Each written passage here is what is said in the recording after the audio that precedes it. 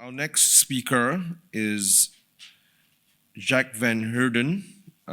Jac is the managing director of West Wits Mining. Good day, everybody. Thanks for the opportunity to join you at this conference. Yeah, unfortunately, the world has turned upside down and I'm not able to join you there. I would have liked to be there in person and then meet up with you. But I think, thanks for allowing me the opportunity to introduce West Wits to you. We're based here in South Africa and we've got a significant project here in South Africa that I would like to introduce to you, and also in Western Australia. Thanks for allowing me the opportunity just to go through this presentation. I will get to the end. I think one thing that's on everybody's mind is that we were in a fortunate position this morning to present our DFS. And I've got one or two slides that I've included in this presentation. So it's very hot off the press. So thanks for the opportunity to also take you through that one. So just to put you into perspective, we're a small cap mining company with the ambition to grow into a mid-tier operating company.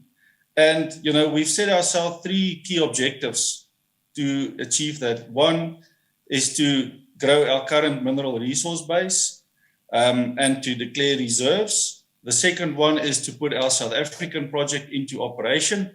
And then the third one is to enhance the value of our Mount Cecelia project that we've got in WA.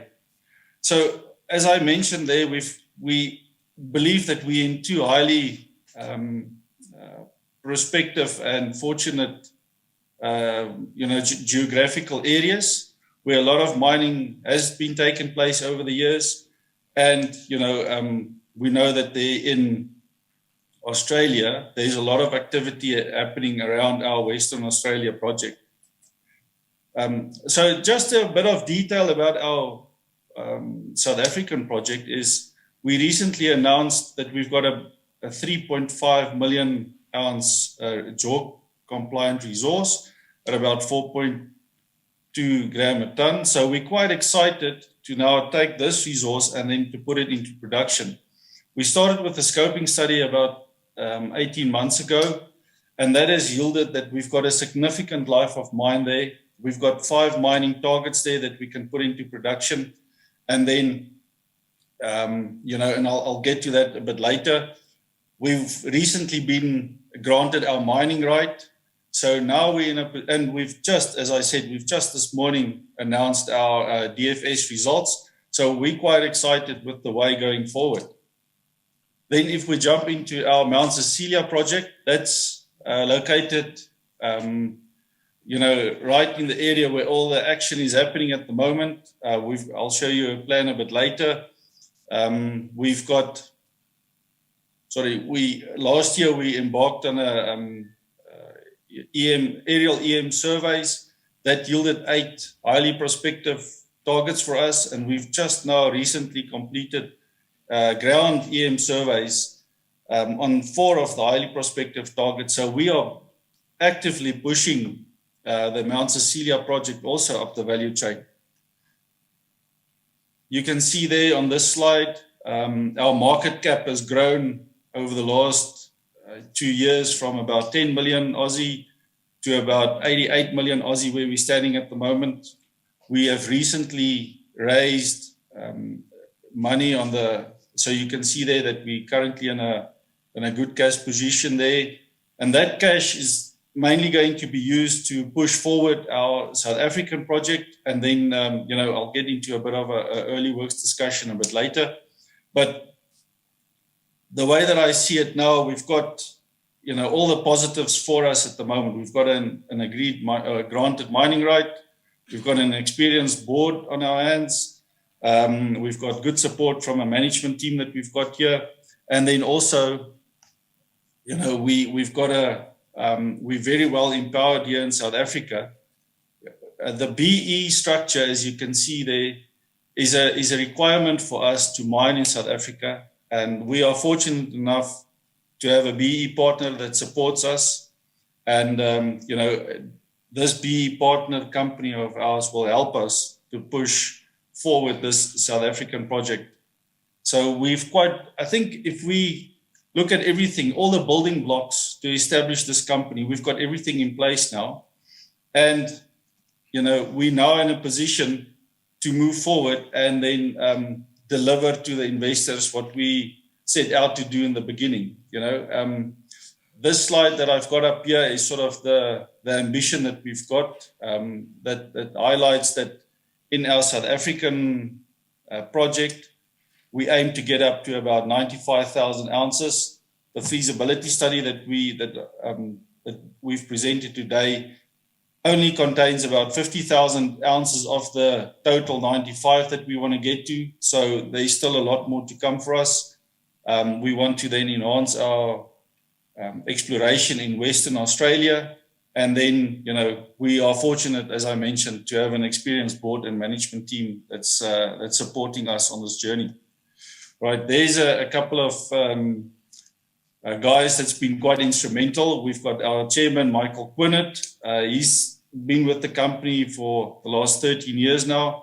Another person I just need to highlight is Hume Scholes. He's a renowned mineral rights lawyer here in South Africa. He's helped us a lot to push this mining right through. And then, if you look on the next slide, we've got Tuzama and Levuyo that's joined us. Tuzama joined us about a year ago, and she was very instrumental in navigating our mining right through all the regulatory processes where it got granted by middle of July. And then recently our General Manager Levuyo joined us, and his main responsibility is to push forward with the execution of the mining project. All right, I just want to give you a bit of an overview of where we are. Just give me a second. Okay, so as I mentioned, we are in the middle of Joburg. We're probably about 15 kilometers to the west of the Joburg CBD. That's a renowned mining area there. And,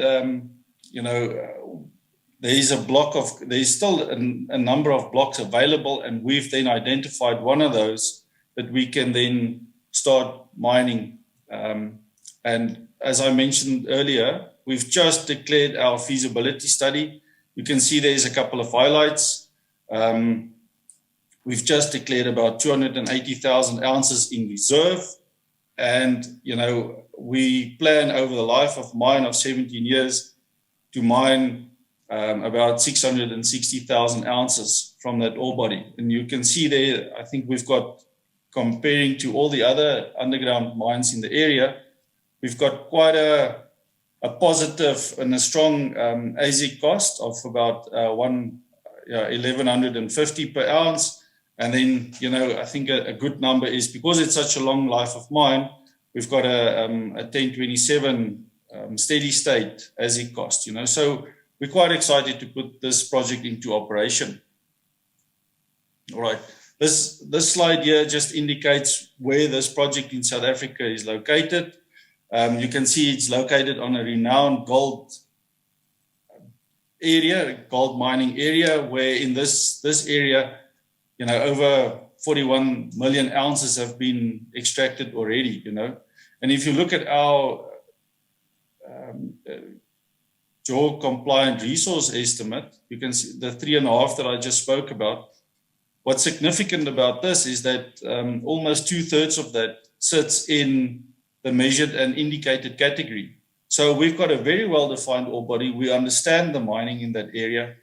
And, that's going to help us to push forward with the execution of the mine.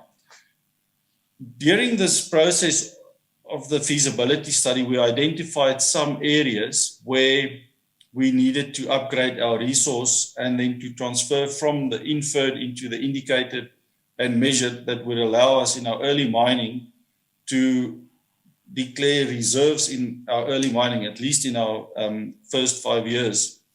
So we've embarked on a drilling campaign, and that, of about 2,500 meters, that allowed us to convert further reserves or further inferred resources into measured and indicated resources. And then, that was also used to upgrade one of our exploration targets, the K9A or the Kimberley Reef 9A, into a resource. All right. This is a picture where you can see what the extent of our mining block looks like, especially for the Kimberleys. And this Kimberley, this block that you see there in front of you, that's the subject of our DFS, from surface down to about 500 meters. And you can see what's the extent of this ore body. We've got about 3,000 meters on strike. And then a further opportunity that we've got is we can go further down than 500 meters, where we then can start mining what we call the Qala Deeps area. And that also gives us a significant life of mine after the Qala Shallows.